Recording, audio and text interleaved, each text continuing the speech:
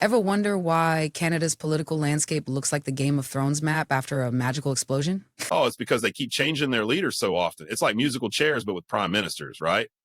Exactly, Spud. We've got Mark Carney jumping into the fray to lead the Canadian Liberal Party. He's like the Jon Snow of economics, rising from the ashes of the Bank of England and Canada.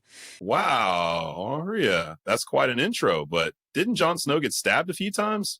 Hope Carney's got a good security detail. He might need it, especially with these tariffs flying around like daggers. Apparently, Trump's latest move is to slap tariffs on Canadian oil with a reduced tax of 10%. It's either a gift or an offer you can't refuse. Ah, Trump, the ogre in the tower, sending tariffs like love letters, just when you thought the queue at the border couldn't possibly get longer.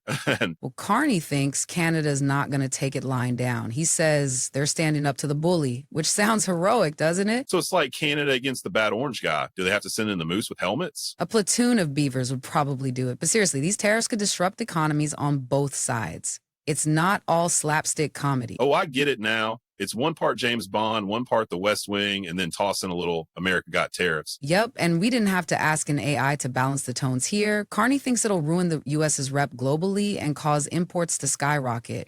Inflation's going up, and so are interest rates. So is this the part where Canadians ride in on moose and rescue the world economy with maple syrup? If only Spud. But Trudeau's also chiming in, promising a forceful response. He's not just there to look pretty. Okay, listeners, so while we're figuring out who will replace Trudeau and play the next Game of Thrones, anyone want to guess what song they'll play in musical chairs? I hear Oh Canada has a nice remix version, or perhaps a little free bird for all the terrorist traders out there. Ah, perfect for those high-flying import decker vibes. Arya,